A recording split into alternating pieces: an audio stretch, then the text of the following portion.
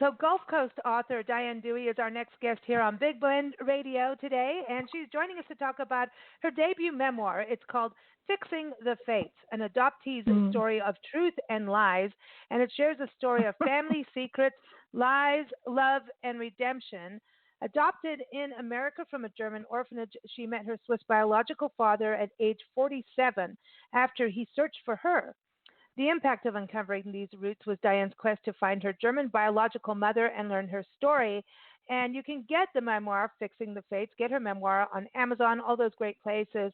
But I encourage you to go to her website directly. It's DianeDewey.com. That's DEWEY, DianeDewey.com, and connect with her there and get all the resources and learn more about her because she's got an amazing background in art as well. So welcome to the show, Diane. How are you? Thank you so much. I'm delighted to be here, and I'm in love with Kwame Binet and the Shakedown. I have been sit-down dancing while I was listening. It's fantastic. Sit-down dancing. I love that. Okay, that's good because I have music queued up for you, and I'm like, I have to play another one of his songs on the show today, and I thought I'm going to close your segment with his song Universal Love because I think your story is a universal message on so many levels. So we're closing the show with your segment with his and you can song. Stand up and dance during that. Yeah, I know. I didn't want to, I thought to myself, and the next step is I'm just going to dance around the office here.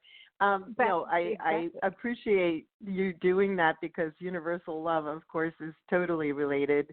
And as you know, secrets, including family secrets, can come to rule you. If you leave them in the dark, they become operative. So when left to fester, they somehow control your life, whereas when they bring them out in the open, you can air them out and people get their fresh perspectives on them, and sometimes they're not as horrible as people thought they were when they had to bury them away. So I think there's a Good generation point. just after World War II where for some reason there was a lot of secrecy in families. And I don't know really, I can't put my finger on it, but I know in my family for sure. And as you grew up and began to think for yourself, you could say, well, that doesn't make sense. Well, this doesn't make sense. And then you talk to different relatives and they'd have different stories. And then you came to the conclusion, I haven't been told the truth. And why the secrecy, what's going on. And it's addictive because once you start going down that road, you need to be prepared for whatever you may find. And reading your book, I feel you're trying to be strong. It's not necessarily me, it's my parents. I didn't do it, they did, kind of thing. It's like, well, I hear you in terms of secrecy following the Second World War. I really think there's a tradition involved there because, when you think about like even religious and psychological traditions, so confession, that was where you told your secrets. You told your secrets to a confessional, if you were in the Judeo-Christian tradition, and there were penances, but it was all dealt with like secretly in that little cabinet there in that little place. And it wasn't until, and that began in the 3rd century, it was the Irish monks developed the confessional, and it wasn't until the 1900s when Freud started working with psychoanalytic talk therapy, where people came in and talked out their problems, their issues, their secrets, right? Until that happened, the concept of being open really wasn't with us as a cultural element. And it took quite a while. If you think of that happening around, the 1900s, that's when my grandmother was born. The people involved in my story, my adoptive mother was born in 1929, my biological father the same year. So they hadn't, as a culture, as a society, they hadn't caught up with those developments in psychology, where things were now thought to be better if we opened up. And catharsis became a kind of a value, a cultural value, whereas before the Greeks had catharsis. Aristotle was the originator of the word for the purgatory effects of watching Greek drama, that people could let out their emotions. But that was somebody else's story, right? And so I think all these things it took a very long time for people to understand that it wasn't healthy to keep secrets. And even now it goes on for different motivations, right? For sure. How interesting. How interesting. What led you? I mean, I'm in the beginning part of the book. Nancy's read further. I was reading. How, here comes. Your biological father comes knocking. Literally, you get the letter, and it's pretty much not at the best time of, like, your not your mom's life. The mom that raised you, her life, with your dad who had passed, but your biological father comes knocking, and you go through this, and she's going through her own change, and it was just, it's very interesting when you go through those whirlwinds, and then it's like, well, let's just add this into it and go for it. It's something new. Let's see. Why not?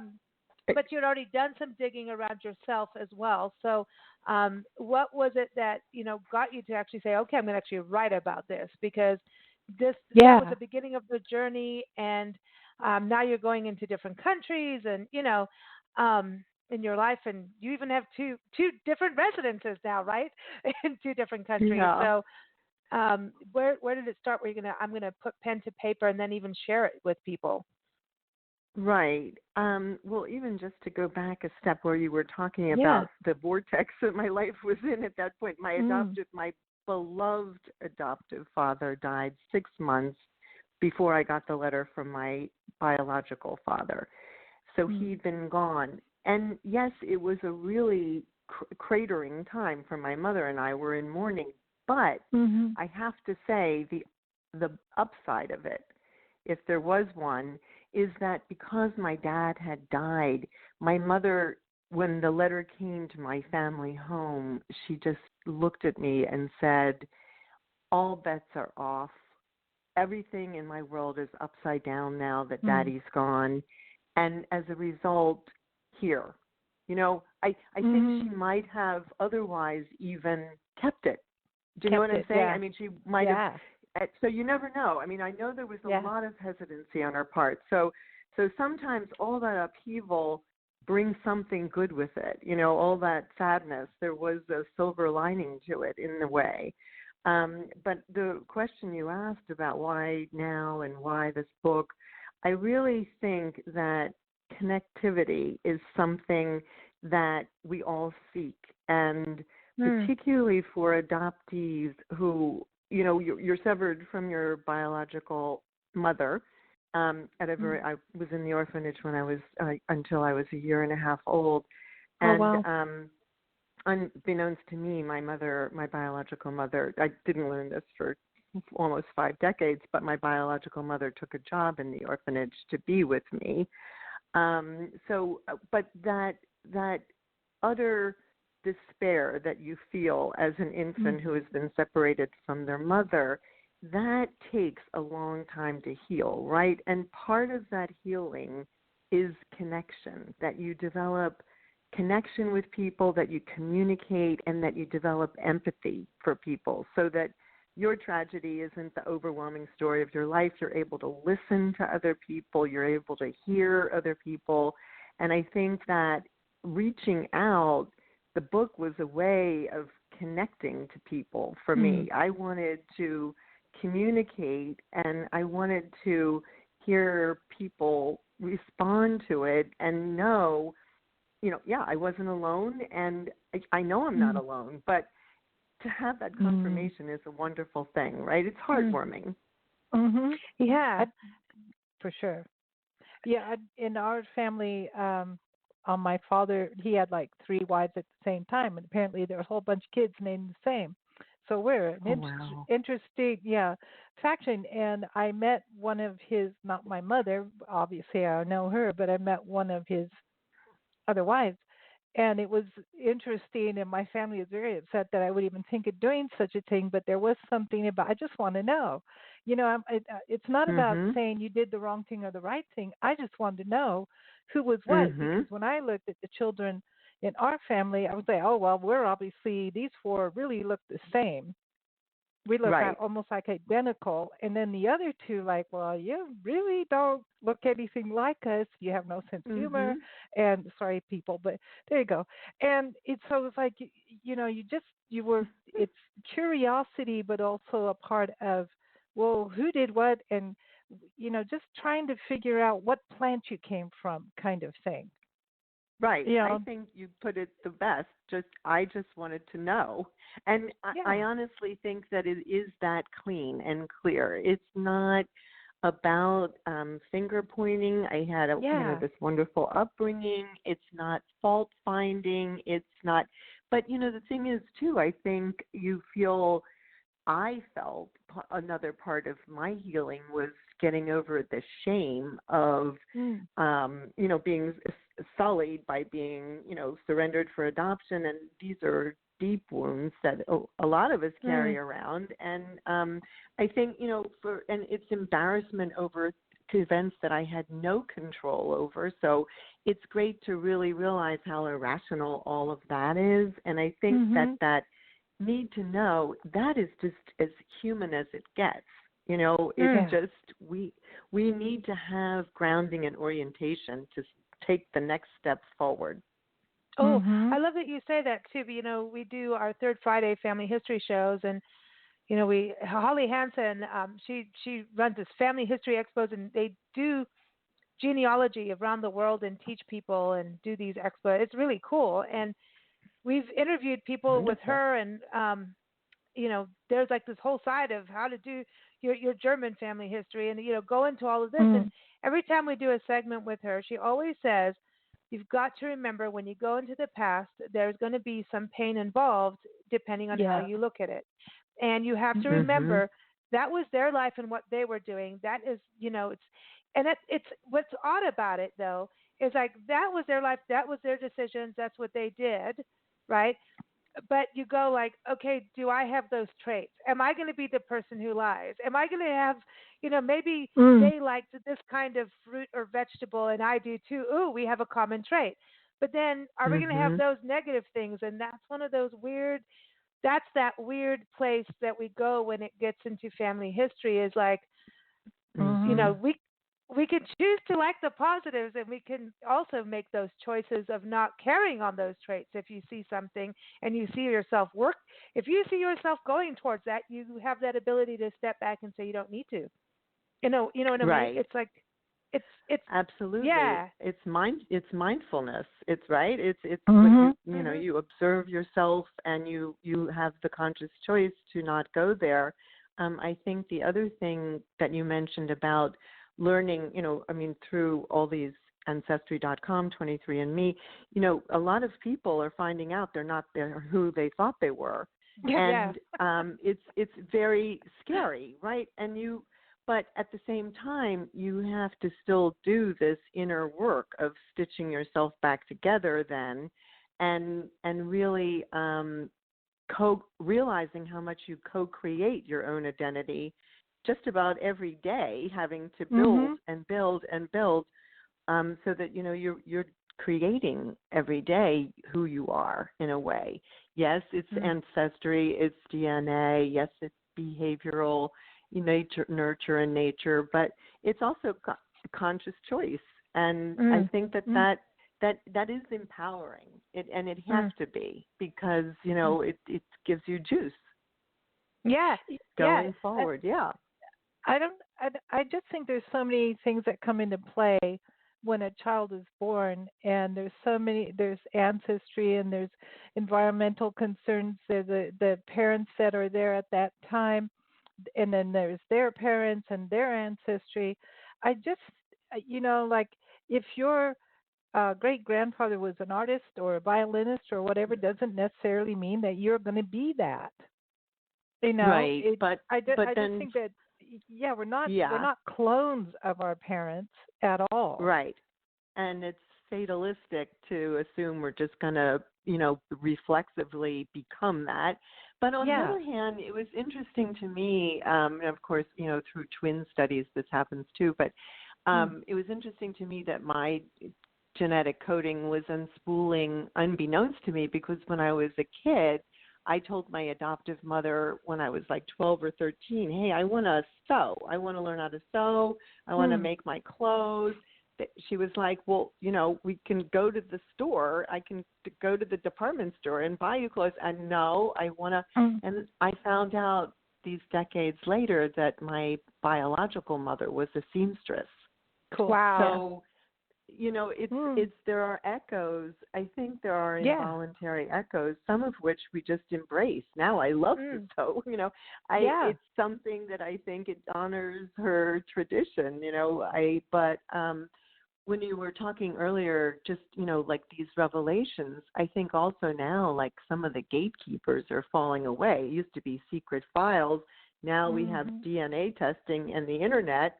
And lots of people are in this identity quest for different reasons. Yeah, and connecting together. I mean, it's interesting, just on one of our shows, our friend Stephanie, she runs a tourism commission in Springfield, Kentucky, and it turns out her little town is the ancestral roots of Abraham Lincoln, where his family, him and his wife, his mother and father were married there and lived there. Okay. And cool.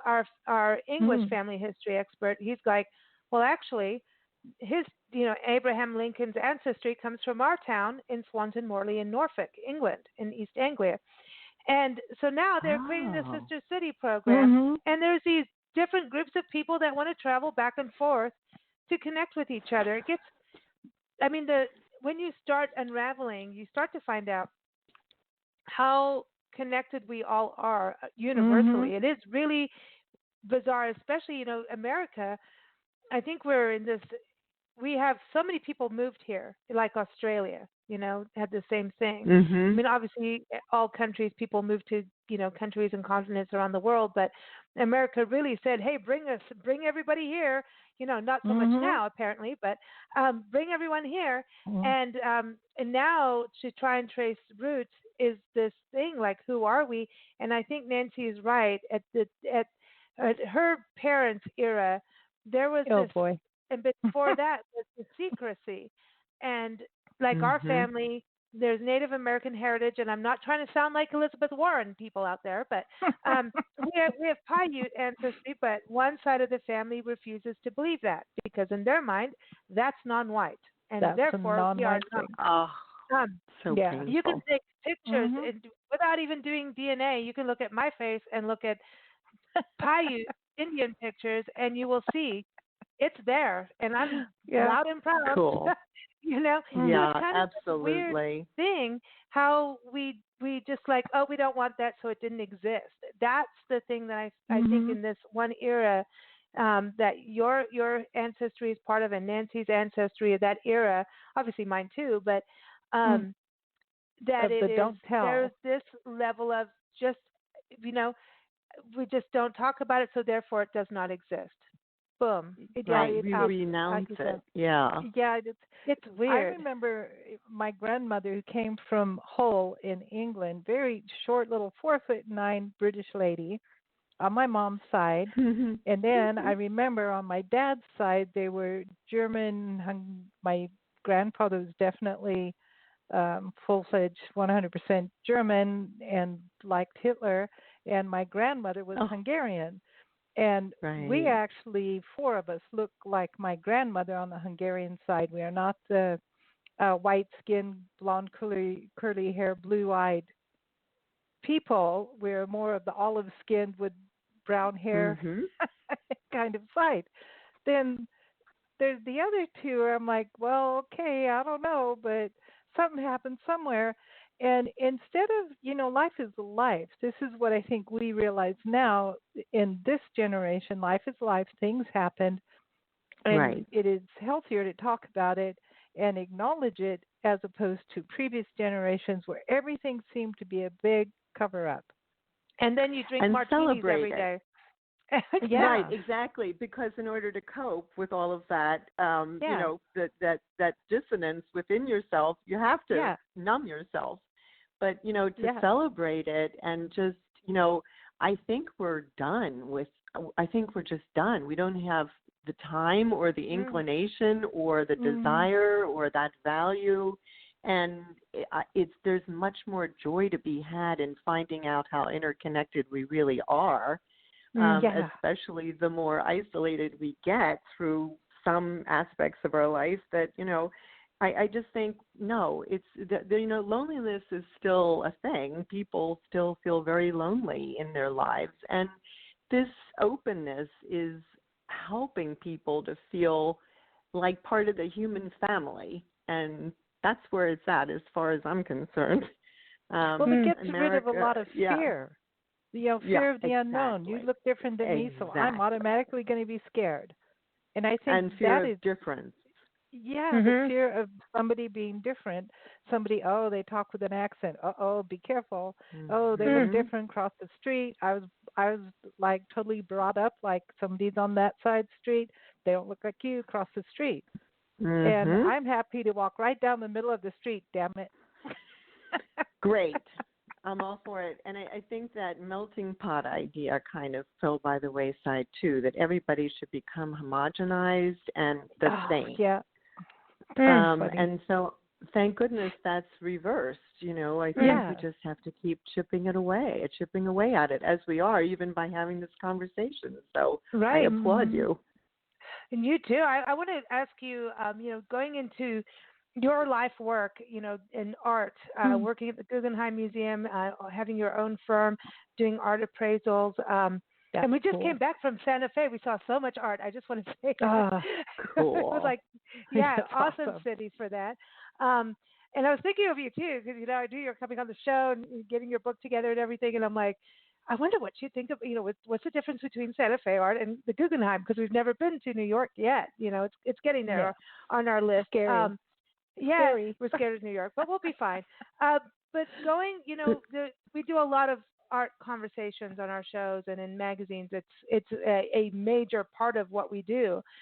And from everything, we always talk about how art really dictates what happened in history. Art shows where when we talk about these secrets, our families may not say this, but an artist will probably portray it in some way, or a musician may do it, or a writer, where your family's like, hush, hush. Did you see any of that in your career in the arts that sparked you like, someone's telling the truth over here. They're saying this, but my family may say no. I think it's exactly that. I think I was stimulated by truth-telling that I witnessed in art, expression, self-expression, expressing unpopular points of view.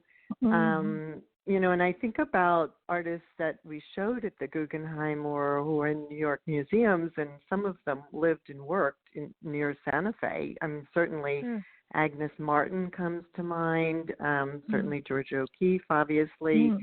I'm not sure, I don't really believe that there's like elevated, non-elevated, or it's like museums are one thing, and they are wonderful that, people can go see art there, but that doesn't make that art any more special, per se, than it can originate anywhere regionally. But yes, it triggers you when you have, in the best possible way.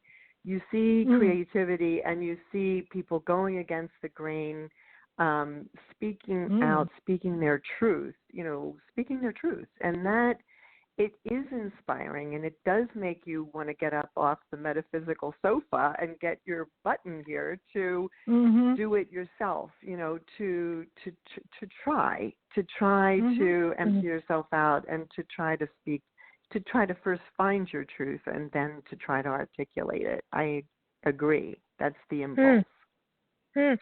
Interesting, too, in your work is that you go with art and then also earned a Master of Science in Mental Health Counseling. So was that part of going and researching your family history and part of like, okay, I better study this now, how I'm feeling, what I'm going through? And also just, I feel like emotion and mental health go with art. Like I really do. I believe they're connected. Yeah. Of course.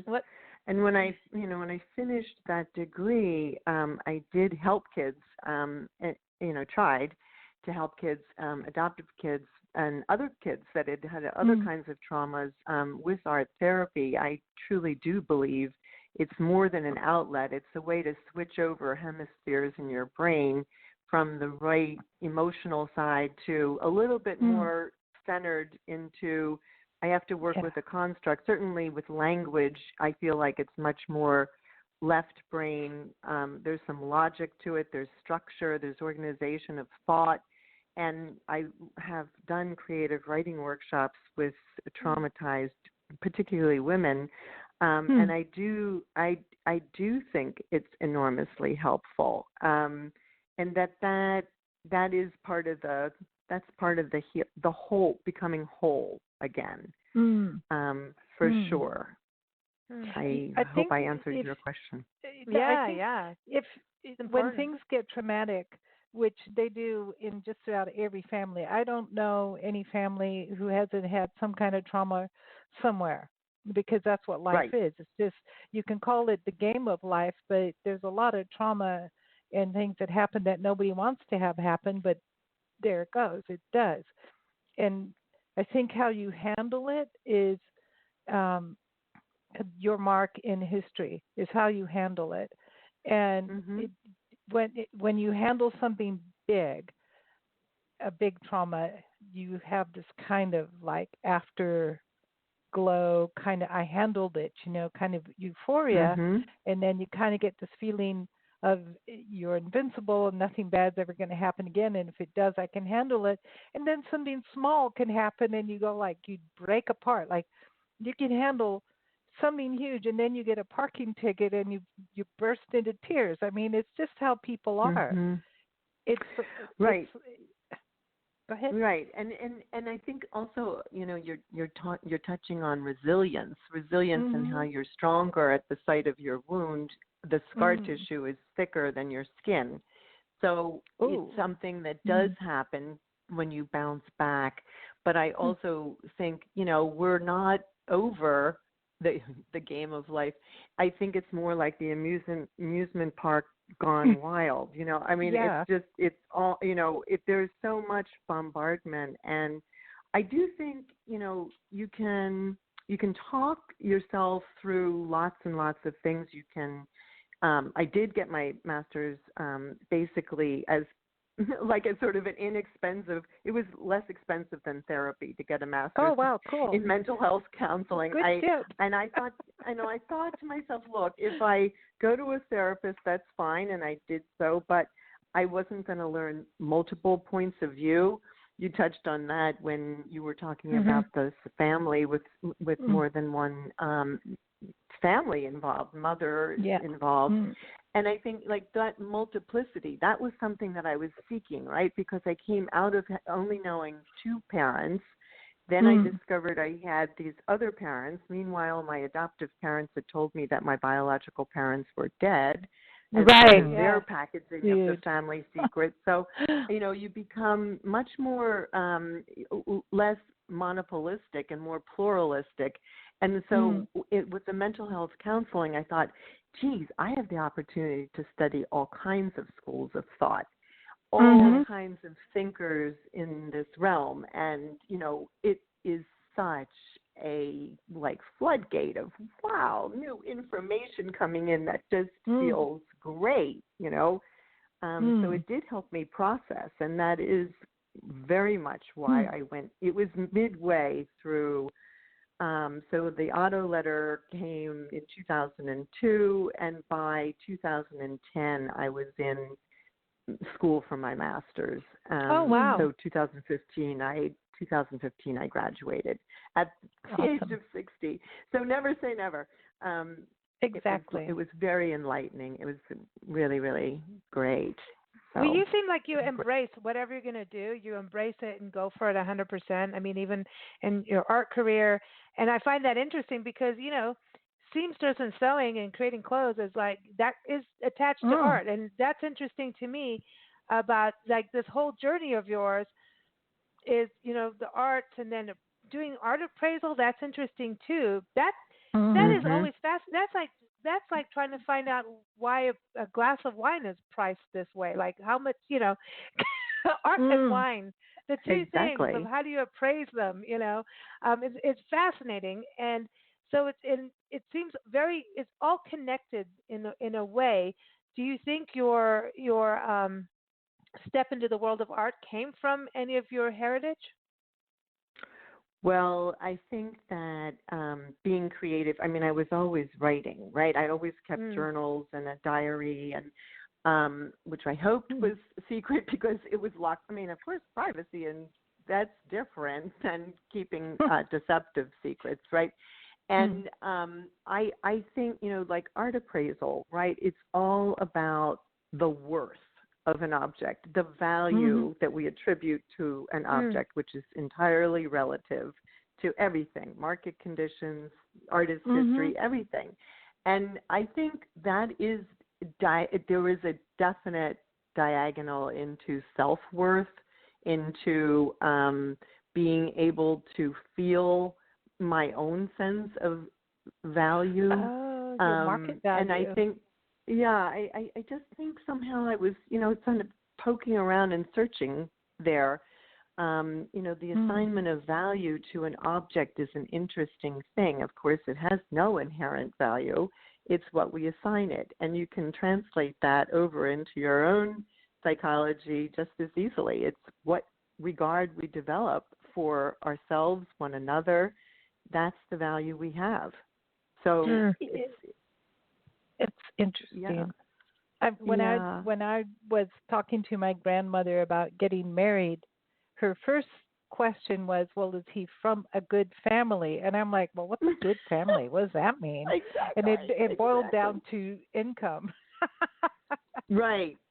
Yeah, I'm like, well, that doesn't. My mind was like, well, that doesn't make him good.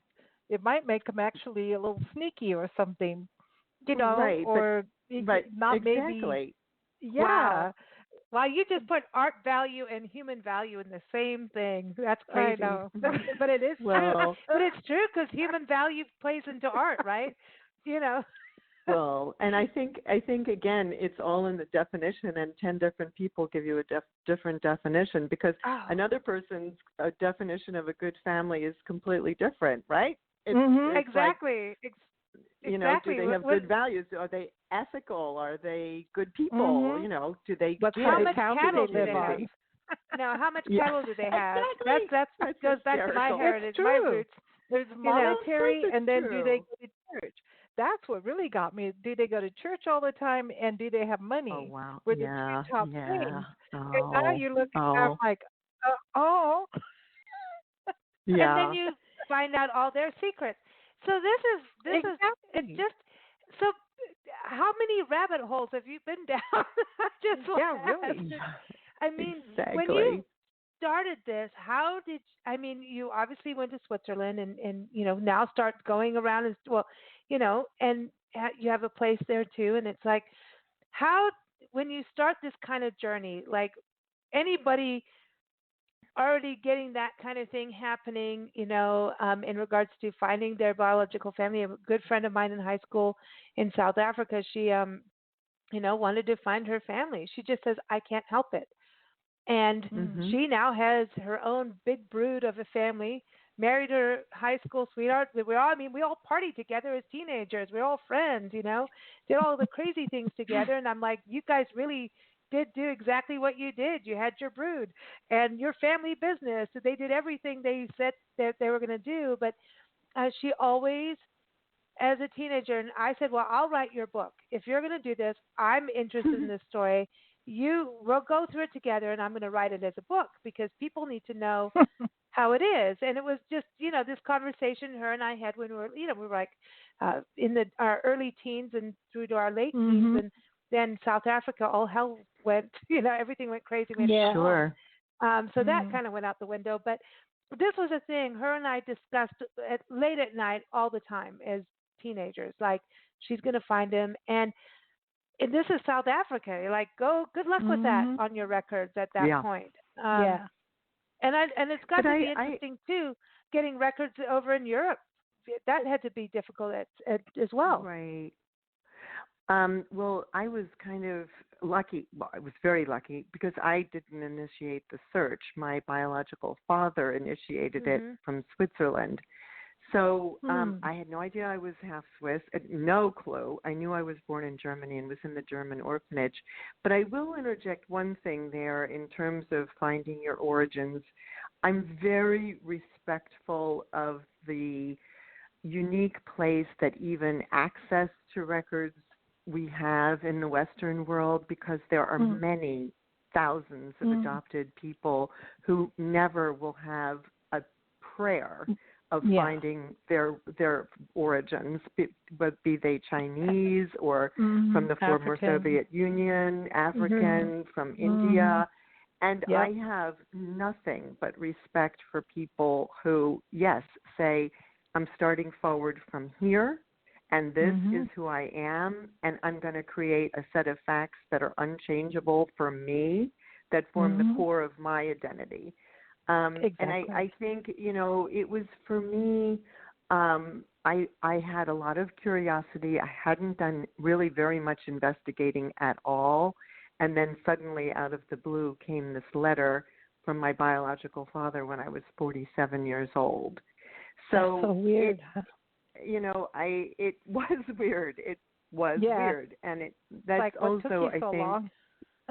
well, and my mother, my adoptive mother, was full of questions like, what makes him do it now? Hmm. And Yeah. his explanation was that he was trying to resolve outstanding issues in his life and in his So twilight years, and nice way of all of saying it, that. huh? You're an Right. outstanding And issue. I was like, I was like that unresolved problem, right? That Yeah. thing that wasn't crossed off he was a banker. So I feel like I was Well, there just you go. See? imbalancing the ledger, that had to Balance be it. added up differently so that it added up now.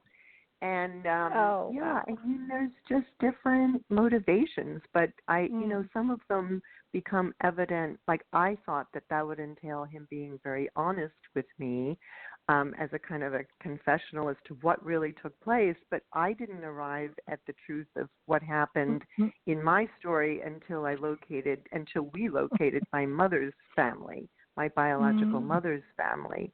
So you never Mm. know. You can assume that truth is going to happen because someone approaches you, but Mm. there Mm. again, that's an American value, very openness, right? And Yes. he's Oh, yeah. Swiss, No, and that's somebody Swiss trying to forewarn and make bank sure accounts, the and balances are yeah, checked before you find out. yeah, and that's true too. I mean, in 2000, the Geneva Accords opened sealed adoption files, so maybe he Ah, was thinking, well, I don't want to be approached by her. I want to control the narrative. yeah, So I exactly. just, yeah, I mean, I think that we just make assumptions, and until we start really opening ourselves up to find out. I realized I came up against a cultural wall too, because Swiss are notoriously private. So Mm. his motivations were not the ones that I assumed, and it was a real re-education for me, That's why I have as it all that remains. banking there. Yeah, Yeah, that's exactly, exactly. Um, hey, and I, you know. as you know or may know, I did meet my husband through this association, because one of Otto's banking Wow. clients in New York was our matchmaker. We didn't have an Oh, no inkling of this. way. So that's Oh, why, and he is Swiss as well, and so that's why we have now a little place there. And oh my gosh, it just goes on and on. It's Oh my, permutations and it's you crazy. should have a yeah, But TV show. I There should be know, like a yeah, TV series. like a mini yeah. series. Yeah, it would be Yeah. awesome. Like Meet the Fockers meets, I don't know. I think it's like, I don't, Miss America meets Meet the Fockers, because I was named after Miss That's America the year I funny. came here, and they Oh did away wow. with my German name. So, not Yeah, that that's that's a right. lot That's of right. pressure to be named after Miss That's America. Yeah, so funny. I I'm remember that. I constantly, remember that when I was reading that, and I was like, "Oh my God!" And Nancy named me Mona Lisa after Mona Lisa. And it's Yeah. like, okay, and you don't know about my smile. It could mean total sarcasm. But it's like, oh but my that gosh. kind of, but the whole when I read that about like the Miss America, I'm like, like I was like, oh, I wasn't polite. I wasn't polite. Okay, so can I just I'm like, say, I'm not really okay, good at the whole pageantry thing. But okay, anyway, Oh I want to no. Oh explain, no. I Oh want to no. explain your name, Lisa. Okay, Lisa Diane. My dad's favorite song was Diane, and he played the Oh, saxophone, and it was a beautiful song, Diane. So that nice. was your middle name. Lisa came from Mona Lisa because um, when I held you the first time, I said to the doctor you were smiling, and he said, no, she's got gas. And I'm like, you'll never know with that smile. So there was Mona Lisa. So you became Lisa Diane. That's well, my Oh story, and I'm gosh. sticking to it. in Sticking my to it. childhood of That cryptic, things, yeah, yeah, that I'm cryptic I'm going to vote smile. for the But gas. I'm Yeah. voting yeah, for the gas exactly. as a kid. I'm Keep, sorry, but I'm yeah, keep voting it for the gas. real. Well, Yeah, that also keep it freaked her real. out because I was born like she broke water watching The Exorcist, and then Yeah, well, don't apparently I you was didn't have talking. to go there. I I was That's talking when I came funny. out, so there you go, and This it is Oh freaked my true. everybody out. gosh. So there you go. You never know what that smile is. It could be pure evil. just I'm just messing with you on a Friday. It's fun. It's fun. I But think they say we have many selves inside of us. So there's yeah, this, it's true. Sadie. Yeah, exactly. So that's just, I think it's hilarious. You get permission to use them though because you have the Mona Lisa smile. That's funny. That's right. I can. But yeah, you get to you get the Diane, you get to be the beauty queen. There you go. It's Oh like please, oh please. That was a curse because also that craziness of like one person wins, never mind the other 49 who yeah. Yeah. who are And also just brilliant and why should they be judged on their appearance and bathing yeah, suits strut and all yourself this Exactly. out blah blah in your blah. bikini But we and used a to watch, high heel yeah, shoes, we used to high watch heel shoes, that. bikinis, and Oh no, my God. Okay, so Oh I can't geez. stand it. it's like, Sorry. We've okay, come dog so far, shows. I hope. Let's take all the Yes, dogs who look exactly the same to a show. and What? groom them. Yeah, Yeah. and then they must behave the way humans tell them to do. And then I know because I used to paint dog portraits and I went to dog shows, and I was like, okay, one day I got so Good for you. confused over the pit bulls. I took all the pictures I made and I put them on the sofa and then invited the owners and said, pick your dog. They did, And could they do and it? they all walked off with their pictures, and I'm like, good for you. Yeah. Way to So go. there you go. There Well, you go. There you go. How's I that think, for art yeah, that value? it's fascinating, and again, it's all relative.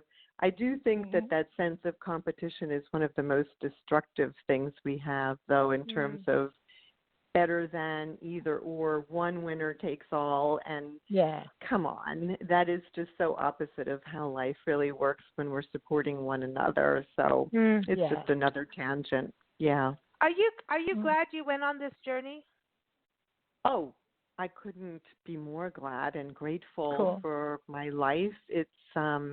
It's been revelatory. I feel a certain deep satisfaction knowing my facts now. As you started out by saying, I just wanted to know. It gives you a grounding, a place Mm. that's a solid place to walk on that doesn't keep shifting. The facts don't keep getting altered. They're there. And I Mhm. think everybody deserves that, to be honest. Mhm. Some kind of a foundational truth, whatever that truth may be. But it needs to be there in order to make any progress. And Mm. better late than never is all I can say. I Hmm. agree. I agree. I want to Interesting. ask you, because you're a really, fantastic writer. You're in it. Oh, Thank I you. love the I, book. I love it. yeah, and I would love to Oh, I'm see this glad you go to. enjoyed it. I think it should go to a screen. I do believe that it's Mhm. a story that will resonate and Oh, needs to go in as many formats as possible. Um, Mhm. but oh, thank do you. you I consider appreciate it. writing beyond this? Because I think you should. There's like you have a way to get into people's psyches, people's personalities, and I think about the studying that you've done. You've that's what I was saying. You seem to grasp onto whatever you do and go for it 100%. And with writing, you have a way of getting into people's nuances, characters, and just those moments. You put us in the moment there and now. It'd be great to see you do something else after this in the writing world. Have you thought about that?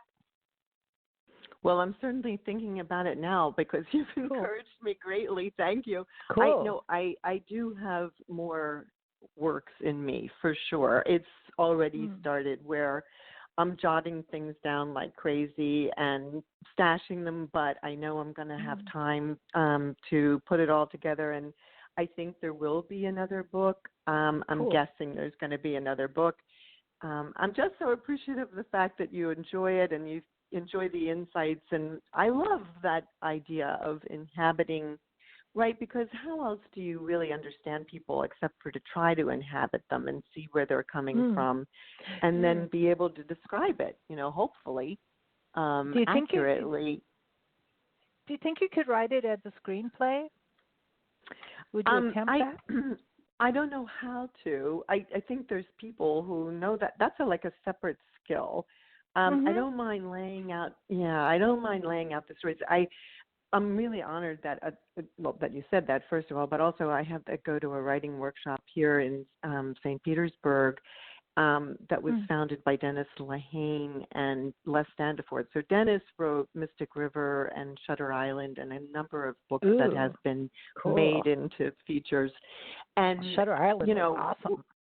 I agree, and much respect to the writers. I think, and I love hearing him talk. But the more I hear him talk, the more I realize it's a different skill set, and he has pretty much confirmed that. He now writes for TV, so he's made that transition. I'm just going to stick with what I know, or think I know, or try to know. The narrative, and I would love to do an audiobook. I'd also love to do, maybe other formats. We'll see, but you're awesome just to even root me on. Thanks a lot. No, I think it's awesome. I think you should definitely write more. But I see this as a screenplay that would do a lot of good for a lot of people wondering about their heritage. Wonderful. Let's take it away. Give Let's them go courage. for it. I love that. Yeah, I hope so. That's the point. That is the whole point, is to give courage. I don't know if you happen to notice it, but the epigram in the beginning of my book is, "Until the lion learns to write, every story will glorify the hunter." I love that. Oh my gosh. I vote for the lion. Me too. And that's the courage. So let's spread it around, girls. This is really, I think it's the important work. I just so appreciate that you've given me the opportunity to talk about it. Thank you so much for joining us, Diane. It's been a true pleasure. And everyone, again, the book is Fixing the Fates, an adoptee's story of truth and lies. Of course, Amazon, all those great places. But again, keep up with Diane on her website. She's doing book signings and all kinds of media events everywhere. So go to DianeDewey.com, DEWEY, DianeDewey.com. She's on Instagram and Facebook and Twitter and all those great places. So connect with her on social media as well. And just like we said, we're going to have to play some Kwame for you, Diane, because Universal Love. That's so awesome. I know, Universal Love. Lisa and Nancy, it's been such a great pleasure. Thank you. It's fun. Thank you. Thank you so much for joining us. And when we get to Florida, we're going to come see you. We got to go. We haven't been to St. Petersburg for years. We used to live in Florida. And when we get there, I'm going to say, let's go to the beach and talk family history. We'll get deep down and dirty with the family scandals. We have to go in the water. They say the big water is the collective unconscious. So we'll go in the water, in the Gulf, and we'll swim and we'll talk and we'll have a ball. Awesome. Okay. All good. Okay. That sounds good. Cool. All right, so here is Universal Love from Kwame Binet and the Shakedown, and you can keep up with them at KwameBinetShakedown.com. Here is the title track to their album, Roots, Rock, and Universal Love, because that's what it's all about. Yeah. Take care, Diane.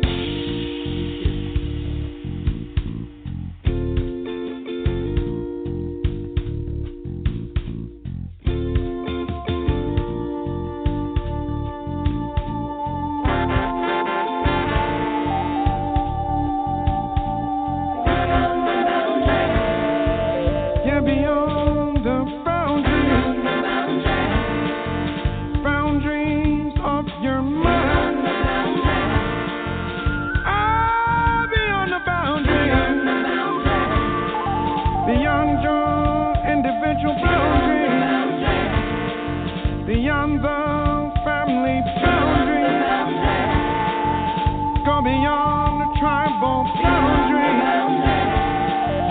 and beyond social boundaries.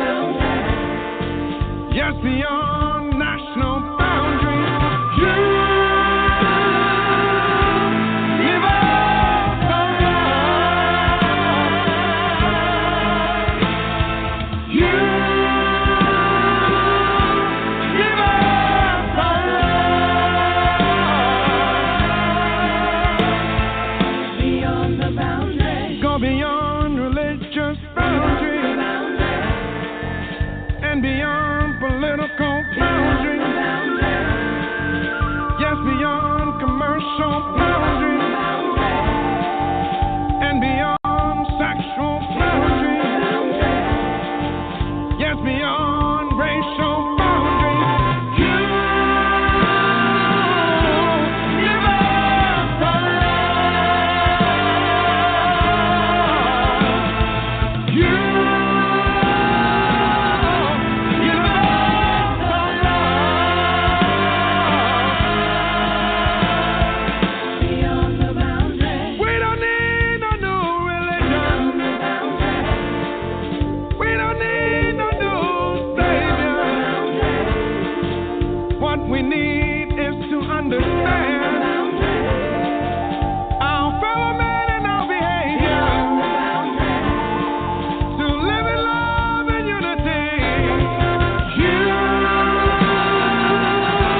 live us believe. You give us the love.